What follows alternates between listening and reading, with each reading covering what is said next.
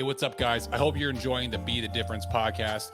If you are, I got a huge favor to ask. Go on to Apple Podcasts, leave a 5-star review for us. It helps us immensely with algorithms and growth because we grow completely by word of mouth, organically. That's why there are no ads. Also, feel free to share this content with somebody you think might get value out of it. Last, if you don't know, I also do coaching to help people become the best version of themselves, starting with physical fitness, going all the way through mindset, sales, and leadership. If you're interested in learning more, there's going to be a link in the description of the podcast. You can schedule a time. It's a free assessment. All I'm going to do is have a conversation with you and see if I can even help you. I look forward to speaking to all of you. Continue to enjoy the podcast, and remember to always be the difference. What's up, everybody? It's Greg with Delta, and this is the Be the Difference podcast. This podcast is all about making you a better person in your life with coaching on sales, leadership, mindset, marketing, everything under the sun when it comes to being an entrepreneur. And we bring home guest speakers. Today, I've got the honor and pleasure of welcoming Miss Victoria Pelletier. Pelletier. Oh, man. I'm usually really good at that. I usually get it like off the first time. There's been a handful lately. Pelletier. Man. That's okay. You can blame the French-Canadian husband for the pronunciation of that. Okay. It's all his fault. So, Victoria, how are you? I'm awesome. We're recording on a Friday, so I'm really happy that a couple more hours and we're off to the weekend. Yeah. And Easter weekend, no doubt. So yes. It's going to be a great weekend. For those of you that don't know who Victoria is, she is a 20-year corporate executive and board director. She is currently a managing director at Accenture, and she is nicknamed the Turnaround Queen by former colleagues and employers. Victoria inspires and empowers her team and clients to change mindsets and drive growth in business, leadership, and culture. As someone who does not subscribe to the status quo, she is always ready for new challenges, becoming one of the youngest chief operating officers at the age of 24, a president by the age of 35, and a CEO by age of 41. Victoria was recognized as one of the 2023 Women of Influence by South Florida Business Journal 2022, top 30 most influential business leaders in tech by CIO Look 2022, most influential entrepreneur of the year by Women's Magazine, by World Magazine 2021. By World Magazine, top 50 business leader in technology by Insight Magazine, and a mentor of the year by Women in Communication Technology in 2020. HSBC Bank awarded her for the Diversity, Inclusion, and Innovation Award in 2019, and she was IBM's #1 global social seller ranked by LinkedIn in 2019 and 2020. As a prolific motivational and inspirational speaker, Victoria has delivered keynotes discussing the importance of personal branding and its impact on professional growth, being an empathetic leader and empowering employees, the power of DEI on corporate cultures, and building a life of resilience. Victoria, that's a mouthful, but holy hell. You could have cut that down. Any part of it, that's fine. And let people. No, I like it. I like going as much in depth as possible. So people are like just like taking off right now. They're listening. They're like, man, she did this, she did this, she did this. Man, this woman, she's Superwoman. What's going on? Thank you. So a COO by age of 24.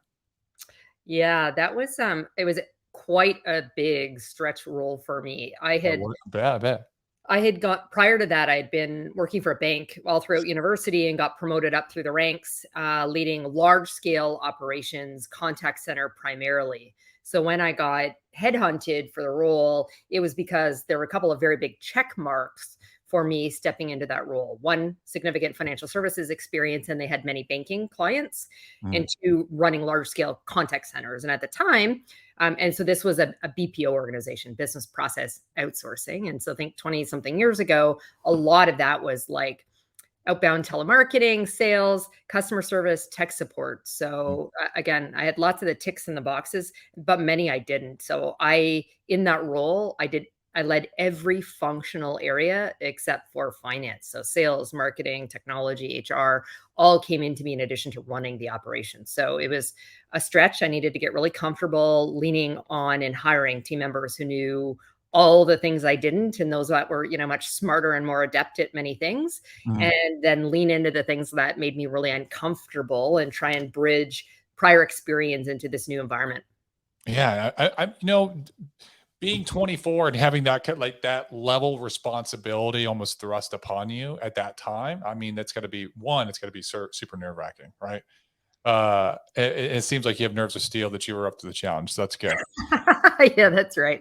Yeah. Well, So I mean, I don't think, they even realized, I mean, they looked at my CV and they probably had no clue age wise. But I started working at by 14, I was the assistant manager of the shoe store I worked at while I was in high school. And, in my, from 16 to 20, I also worked at a medical facility and managed a lot of things like their billings, et cetera. So I'd gained all this experience. Although I was 24, I had already had 13 years of work experience under my belt at that point. And yes, nerves of steel, but also I'm a believer in fake it till you make it when it comes to confidence, not anything else. But when it comes to confidence and how you show up, that was the one place I had to get really comfortable at faking it. And I think being an actor in my youth helped a little bit with that as well. Oh yeah. So there's actually I'm reading The Greatness Mindset by Lewis Howes right now, which is a fantastic book. And one of the things he talks specifically about fake it till you make it, and he changes it and he says another way to look at it that might be a little bit better is fake it till you believe it. Yeah, love it. So you kind of it's almost like you're acting the role until you believe you're capable of the role. Exactly. Right. Yeah. And so, but I love that concept, right? Is the fake it till you make it, fake it till you believe it concept is that sometimes you have to step outside and be uncomfortable and just kind of, do your best. It's like jumping off of a cliff and building the parachute on the way down, right? Yeah. And you make the best of it. Are you going to make mistakes? Absolutely. You're going to make mistakes, and that's natural and normal. But the important part is that you did action. You took action, you took a chance, and you learned you learned from the mistakes you made along the way. Oh yeah, absolutely. I mean, the whole notion of like fail fast Yeah. and learn from those mistakes and then move forward and get really comfortable with that is something. And a lot of people are not. I actually think even into the fake it till you believe it. I see this. I spend a lot of time and advocacy around diversity and inclusion. And what's interesting is women in particular, but other minority populations are uncomfortable doing that, faking it till they believe it. So like applying for jobs or promotions. The data shows, for example, women won't apply unless they believe they have like 9 or 10 out of the 10 skills that are requested. Men at 6. And so, we need to get comfortable with, I really love it. I'll probably start saying that. Fake it till you believe it. And for me, it's just be uncomfortable with the discomfort, because I think that growth doesn't. That's where, as I say, that's where growth comes from. Exactly. That's where growth comes from. I was actually having a conversation with one of my agents the other day, and we were talking specifically about comfort and uncomfort. And he wanted to basically change his lead flow for sales and everything. And so I dug in and started asking some questions. And I was like, okay, well, let's talk about this lead flow you have, and let's dig out. And I got all the metrics, and I got all the diagnostics for it. And so I was like, dude, it sounds to me like you're just trying to make yourself more comfortable, like that you're a little uncomfortable right now, but you are succeeding. You are moving forward. You just maybe not moving forward as fast as you want to move. Like maybe you have the wrong expectations. But if you do this, what you're doing is you're just making yourself more comfortable. And what that does in your mind, by the way, is every single time that you feel uncomfortable, you're now making a habit and a practice to step back, right? And change only comes from that discomfort. Change, and it only comes from challenge. It's only going to come. I was like, you want to be a diamond, you got to get under intense pressure, right? So I broke it down from him, he was like, man, you're so right. He was like, I am trying to just be comfortable, or try to be comfortable. And I was like, yeah, man. And that's what, and I see this, and this isn't just in the business setting, but I think in society as a whole, is that people, they suffer in silence, and they'll suffer in silence, and what they'll do is they'll find comforts that alleviate the suffering instead of just challenging the suffering, kind of going head first and digging in, doing the hard work in order to become a better person. Yeah, it's funny. I have there's most social media posts I sign off with too many hashtags, but there's two that are mine. Yeah. That's on almost everyone. Unstoppable. That's a lot to do with my resilient nature. Yeah. And the other is no excuses. and which personally drives my children nuts. But I use that quite often, and I don't mean it to be a bit of a hard ass when I say that, but it's like when challenge comes our way, or it can be trauma and adversity as well. But when that challenge comes our way, we can sit in the moment. I'm like, my nickname is Turtle for my best friend. Like, I've got a tough exterior, I can handle a lot, but the reality is underneath I'm all marshmallow and super softy. So I do have lots of emotion, and I will allow myself to feel emotion, whatever it is. I'm also quick to flare. So whether it's anger, it's sadness, whatever the emotion is, I have it. And then I kind of sit back and then. Are you a Cancer? No, I'm a Taurus. Oh man, you're close though. Yeah. Taurus and Cancers are very close. Yeah. Okay. So, for me, it's just, there's you don't continue to wallow in that. That's what I mean by the no excuses. You feel the emotion, react or respond in the moment to it, but then we choose the choice we have in how we're going to move forward. In the discomfort, pivoting it and making change if you failed, or finding a different alternate way to achieve whatever the goal or objective is. Absolutely. No, I agree 100%. And it was funny you're talking to your friends call you a turtle, or your friend calls you turtle. Everyone that knows me says like I'm a big bear, because I'm a big dude. I'm 6'7". So yeah, I'm a massive guy. Like, and I got a deep voice, and everyone sees me and they're like, "Oh man, Greg's gonna freaking eat us." And so like on the exterior, everyone thinks you're like a grizzly bear. He's like, but you're really like Winnie the Pooh. Like, you're like a softie. But I come out because I'm super hardcore. I'm like, hey guys, this is what we're gonna do. 5-finger death point. Blah, blah, blah, like, and like, no matter what, I'm like, give it to me. Like, I'll throw it on my back. I'll take the brunt. Let's go. And just charge forward. And there's some people that's super intimidating, but on the inside, like, I'll have my managers come around and they'll be like, hey, what's going on in this situation? And when I'm like a little bit more low key, I'm like, man, let's try to see it from their perspective. Like, I can understand that. Let's give them another chance. And one of my managers, Zach, he's like, dude, you're so soft, bro. He's like, nobody understands you at all. Everyone is like so scared to talk to you. They think that you're this hard ass. He's like, but you're like super soft. So the turtle nickname came with the best friend who we've not quite 15 years. She and I have known each other now. I actually had another nickname from a business perspective that I actually wasn't so great. So actually I learned my nickname was the Iron Maiden. And that's awesome. Well, it's funny, Greg, because when I first heard that, I was like, oh, is that like a compliment, or do they mean that negatively? And in that moment, it didn't sort of click. A couple months later, I came into work one day and we was talking to a colleague about what we'd done on our weekends. And I said, I don't remember what the movie was, but I was telling her that, in the movie theater, I only had a couple of like the little popcorn napkins. And I'm like, there wasn't enough for me. I was bawling.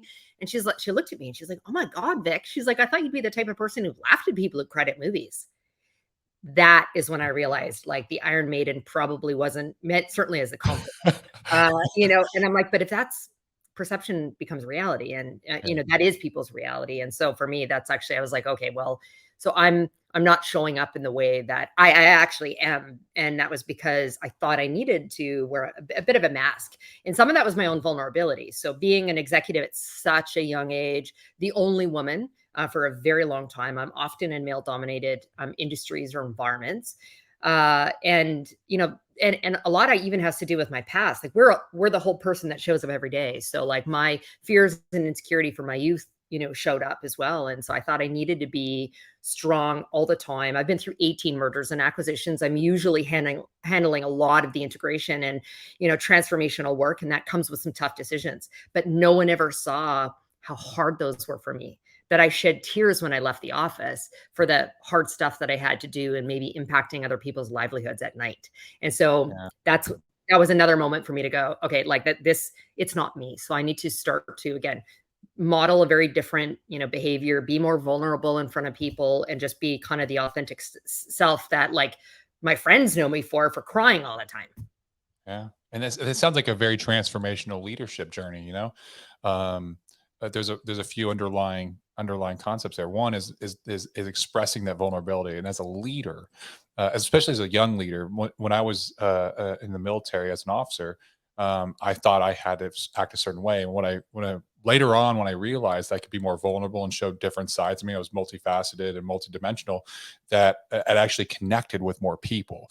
And you know, when you're vulnerable with people, those different pieces of your personality that you can show that you feel like you can't, right? What happens is that the individuals that you're speaking to, or the people that you're trying to reach, or your team, your employees, your soldiers, whatever, there's going to be different ones that relate with different parts of you. And when you show that side, especially like you know, if you're I had an agent that was under me that was very, very high sales, like always crushing it. And we had a closed Facebook group that we would post all this stuff, right? Like, I got the sale, I got the sale, I got the sale. And if we had a story or whatever, we'd post it. And he was like, dude, you always get all these likes on your posts. And I was like, that's because I tell a story and I'm vulnerable and I'm authentic, right? And he was like, yeah, but I was like, dude, all you post is like success story, success story, success story, success story, right? You don't post everything that's going on. And so if all you're doing is showing success, at some point, what people are going to see, it's just going to be like, oh, yep, that's so and so again, just like crushing it. And then they're going to feel that you are out of reach from them, right? That you're just like that's you. There's something special about you, right?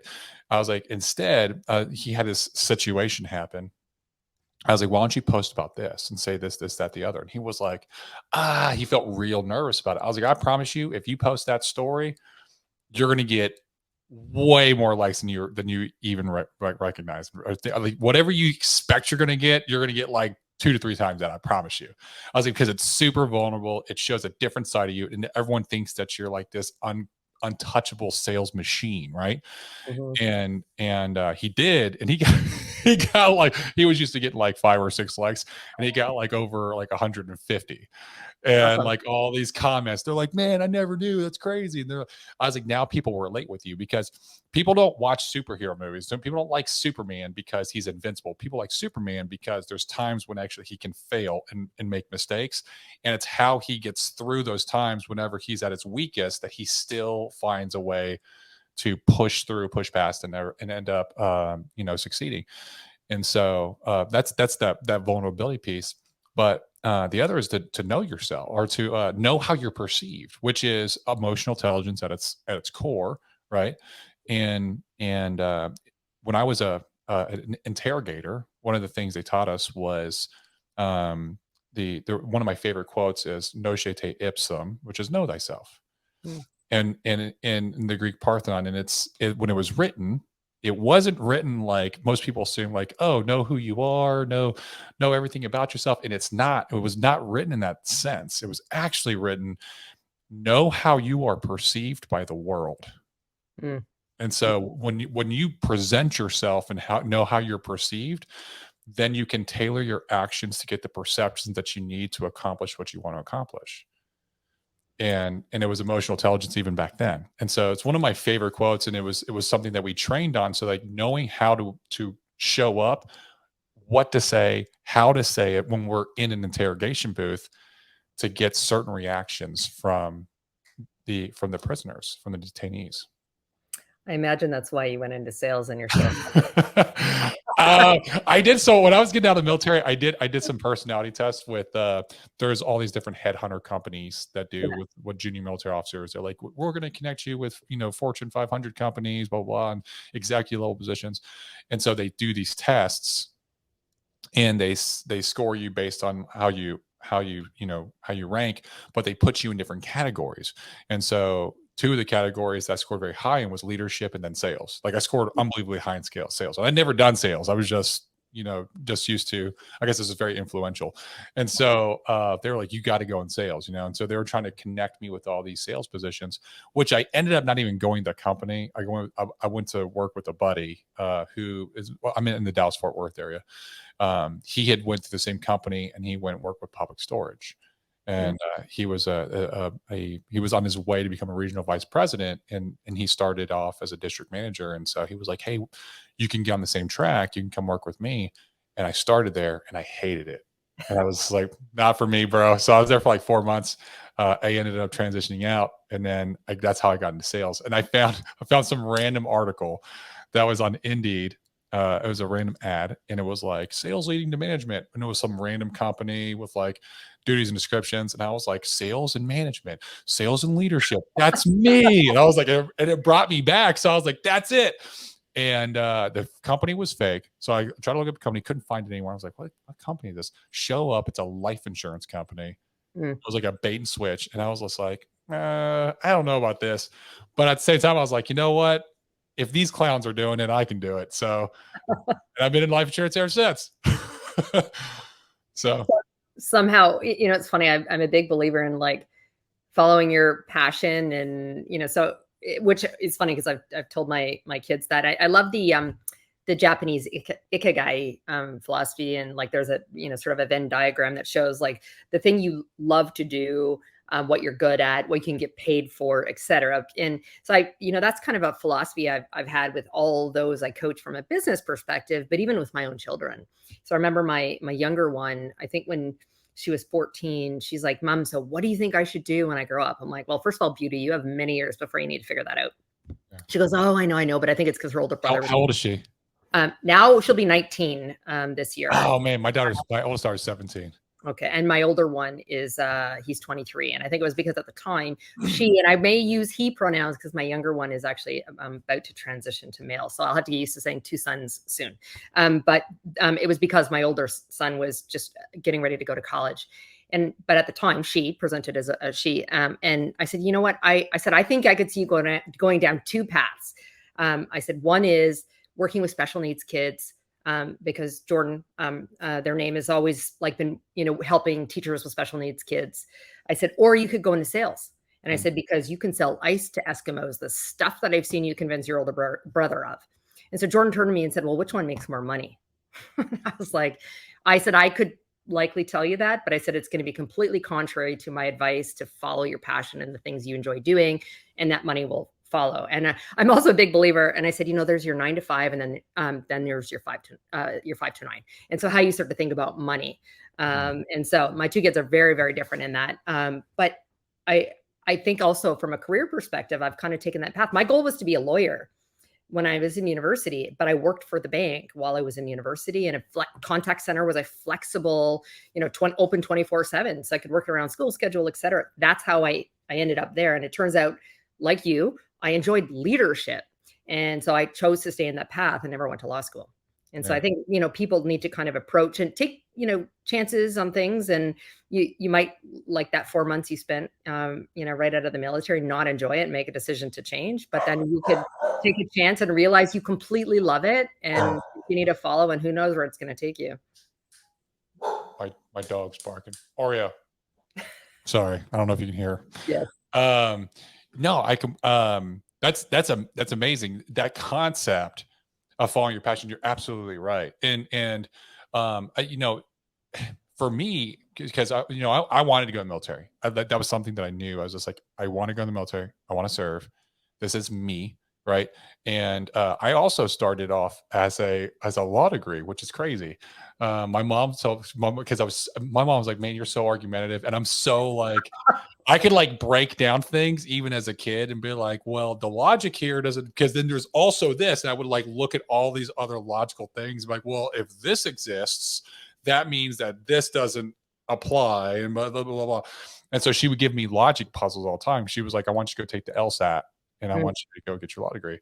And I started off my first semester in college, and I was a pre-law major, and I hated it. Like I hated it. And in high school as a kid, I was really, really big into drawing and art. And so I actually competed my senior year and with a bunch of different art competitions and won, and like at state, went to national level. I haven't drawn in a long time, but I still can draw really well. But I was like, you know what? My second semester, I was like, you know what? I'm going to take a drawing class because I need to like rinse my palette, right? Yeah. And so I took a drawing class, and I was like, this is it. This is what I want to do. And so I changed to an art major my second semester, but I knew I was a scholarship student. So I was going in the military. Government paid for my school. I knew I was going military. I could have got a degree in underwater basket weaving. Didn't matter because I'm still going to be an officer. Yeah. It was going to affect my career. So, and then coming out of that, I was so used to, this is what Uncle Sam tells me I have to do. I got to be at this duty station and I got to be at this job, right? And it's always going to change. It's never going to be there forever. And there's no questioning about it. And I was maybe like 3 months into that public storage job. And it dawned on me, I'm like, I'm not in the military anymore. I can do whatever I want. Like, why am I was just miserable. I was like, I'm out, man. I can't. Well, so, I deep respect for those who serve. I recognize with my DNA and personality style, like I don't want to follow direction and orders. So I would fail out miserably in that kind of environment. Oh, I got in trouble so much because I was that guy that I question everything. For my Myers-Briggs, I'm an ENTP. I'm the debater. I'm ENTJ. So I could feel like there's something about, I was like, man, I could feel like we're really close in terms of like how we communicate. And that's why I asked you your cancer earlier. But so I'm an ENTP. I'm the debater. I didn't debate myself. Like, debating is fun to me. Like, I debate everything. I'm like looking at every possible option all the time. And so when I hear something, I'm just like, that seems stupid. What about this? And they're just like, dude, just fucking run the play, man. Just follow the orders, bro. Like, okay, all right. Like, well, it's funny because I say a lot in business. Like, I want people to challenge, and I'm really clear with people. Like, I am big, I am bold. I challenged it, and I think that was in my bio. I challenged the status quo. However, there is a hierarchy for a reason. So at some point, we, can all debate. And ideally we get to a consensus, but if not, again, there's a hierarchy and someone gets to make the decision. But I want to have that healthy debate, and hopefully someone else's experience brings something to the table that we go, we didn't think about that. Again, that's, my focus around like diversity and how great that is, particularly from a workplace in our communities, is for some of those reasons, and hopefully someone's confident enough to speak up and share and debate. And I was kind of weird. Like, I had the left brain, right brain sort of thing when I think about, like, even in school. So I won the acting award in school, but I was also on the debate club and on the honor roll. And so always, like you, a debater, and I wanted to challenge and wanted to have the dialogue. Yeah. And people like mistake it sometimes, I feel, because like I see debate as like a spirited kind of like verbal repertoire, right? Like, a meeting of the minds, right? And I like it. Like, it kind of charges me up. And if people don't know me very well, they're like, man, he's like really argumentative. And it's just, and it's not that. It's just like, I'm always thinking about like, how else can we look at this from another perspective, right?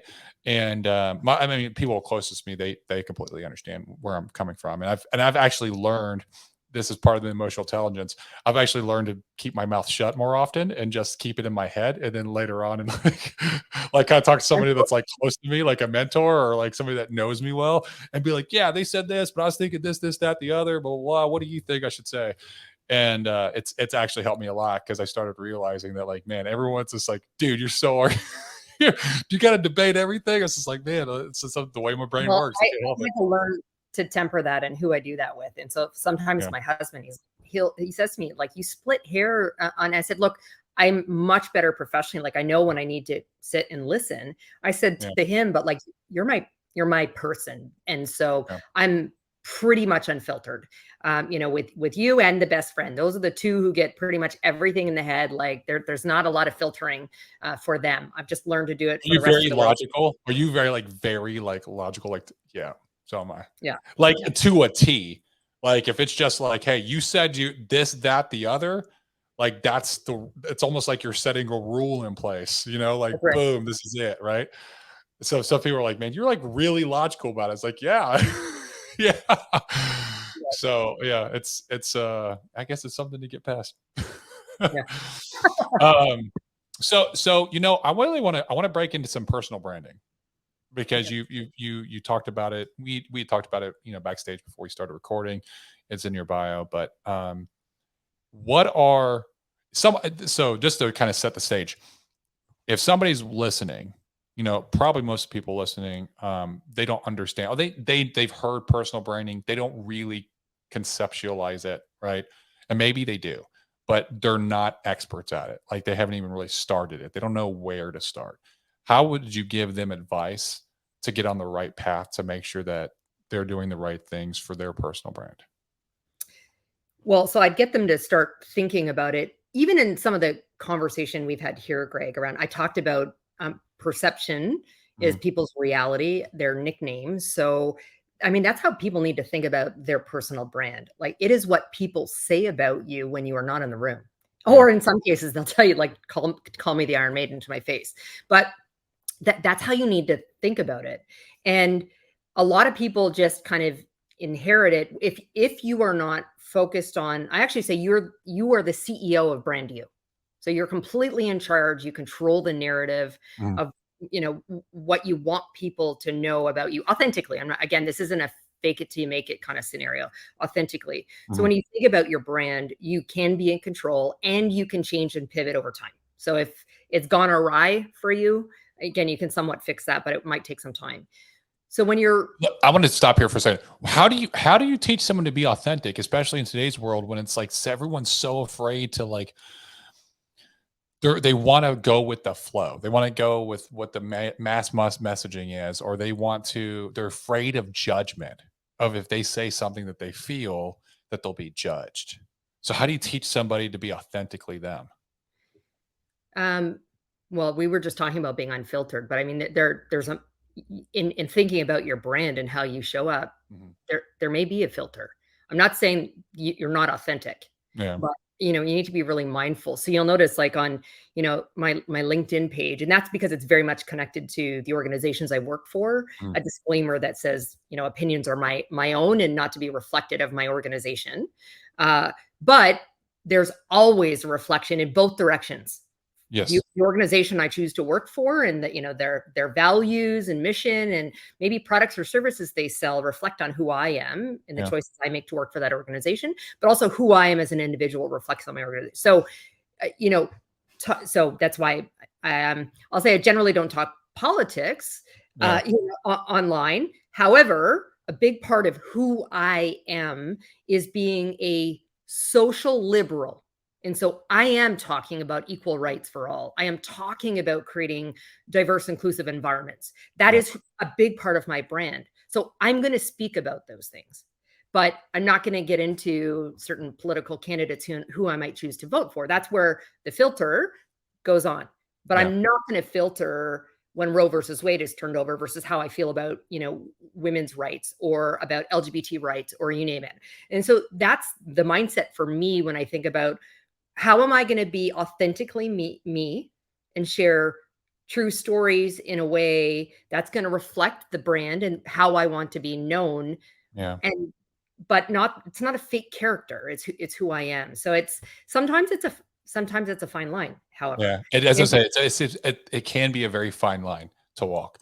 And I think that some people don't understand like how to walk that line. And so instead of coming out authentically and trying to learn how to walk that line and probably making some mistakes along the way, but still walking that line, they decide to not say anything or to say what everyone else is saying, that they're like, well, I'm just going to go with the flow. And it's not like that can ruin your brand because it's not you. Well, in some instances, silence, it's, as I say, speaks volumes. Yeah. And so does silence align with your brand and who you want to be known for? And so that's where, the advice I give to people when establishing their brand. So first of all, you really need to be incredibly intentional. And this isn't kind of like I said it and forget it. Like many companies put up a vision or mission statement on the wall and hope that they achieve that. And it drives towards some kind of culture that they're no. Like you need to be really intentional. And so ultimately I tell people like, what and who do you want to be known for, and what's the legacy you would want to leave? So foundationally, there's like multiple elements. So first of all is most definitely, and particularly in the corporate, or business world, what's your subject matter expertise? when I was at IBM, it actually drove me nuts because they refer to eminence as a broad statement for your personal brand. So that was a big, I actually developed the educational training for a lot of the IBM executives and leadership team around personal brand, given that LinkedIn had recognized a lot of what I was doing. And so I said, no, I mean, the eminence is your subject matter expertise in industry. So for you, being in insurance, that you've got military experience, there's things that make you an expert in those areas, and you would be known for. But then the next part is what makes you different? What is your unique value proposition? Much like we think about selling solutions, you need to figure out what that is about the product or service you're selling. Well, as an individual, what makes you unique? And so that's where being authentic is actually, and telling stories is building connection with others, in the shared, whether it's shared passions or experiences that we've had. I like that. Yeah. So you need to think about that and then curate that. So here's my expertise. And again, if you want to pivot and make a change, obviously you went from military out in, to corporate world. And so obviously then how you show up and the things you start talking about change. And so you can, again, pivot over time for people who maybe want to come out of the corporate world and go be an entrepreneur. Again, it's going to change, but what is that you want to be known for? Who are you and what makes you different than people that do what you do? I've been in a world that's predominantly business to business, professional services. It's from my BPO time all the way through to working for Accenture, which is consulting and technology and outsourcing services. Well, you can buy that from many different providers, but people do business with people they like and they trust, and therefore they want to do business with. So although they're buying Accenture, at the end of the day, they're also buying the management consultant that has the expertise that they believe they're going to have connection to, they trust, and that's going to deliver for them. And so that's the what you do. And then there's what makes you different from others. And then the other just element is like, what do you want to be known for? So I will donate my body to science, whatever's left they can burn. But if there was a tombstone out there, it's not going to talk about the sales and the revenue and the profitability I drove for the organizations that I work for. It's going to be about the impact I've had on my community and the people I've worked with. So true. And hopefully the fact that, as I've risen, I've pulled people up and through. I've been a coach, a mentor. I've listened, I've guided them. I cared for them. And I showed a lot of myself in that process. Those are things I want to be known for. Yeah. No, I love that. I love that. Is there, I mean, you're doing primarily LinkedIn, it sounds like, when it comes to like your branding, any other social media platforms that you use? Oh, I do them all. And so I heard you describe yourself around different multi things. So I'm a multi-potentialite is the word that I choose, just in terms of all the diverse like interests and passions I have. And so I have, multiple, but like sitting on boards and things like that. But I have my corporate day job, and then I'm a professional speaker. And so even if you looked at my LinkedIn profile, the banner is me on a stage speaking. And then there's the profile pic. And I talk about both because those are equally important to me, and how I show up. And so LinkedIn is the primary business source. I would never like recruit someone, potentially meet with a new client or an existing client without checking them out on LinkedIn. But for getting connected with the people who would hire me to speak on stages, yes, a lot comes through LinkedIn, but I'm on all the other social platforms. And so a big part of developing your brand, personal brand, subsequently is how do you get it out there? So who's the audience? Yeah. Who's the audience? So for me, I'm on, Instagram and on Facebook, and on Instagram, Facebook, Twitter, a little less so over the last many months. I've never been a Twitter fan. I'm not. I mean, every once in a while, it's cool to scroll through. But so I'm on the places that most people would find me. Yeah. But my younger one gives me a hard time because I'm not on TikTok or on Snapchat. I mean, Jordan just calls me old as a result of that. And I'm like, but I don't think that the people that would engage with me and want to hire me are generally there. Not that they're there for fun and scrolling through, but so I've chosen the platforms that work well for me and for the majority of the audience that would want to engage and potentially, hire me, whether that's, as a leader in business or as their keynote speaker. Yeah. No, that makes sense. That makes sense. For speaking, how did you get started as a professional speaker, like a paid professional speaker? Well, it actually started with unpaid work, where I would speak for business. So going to conferences, we were, oftentimes if you're sponsoring it, they give you a speaking spot. Or I would be asked to speak as an expert, quote unquote, in whatever. And so that's how it started. I didn't shift to being a professional speaker. So I've been speaking for 20 years. The last 10 have been done professionally. And a majority of that are things that are connected to work, but are much more about me getting comfortable being vulnerable and sharing my story. So, the keynote I probably deliver the most is the one called Unstoppable. It's the name of the book I co-authored too. But again, I said that's kind of that's my philosophy, and that's how I am. I'm very resilient. I overcame extreme adversity and trauma in my youth. And that's my why. When people want to, Simon Sinek, start with why. But I love Simon Sinek. That's mine. Okay. You need to understand why I'm so driven. Yeah. Why did I work the same night I gave birth to Jordan?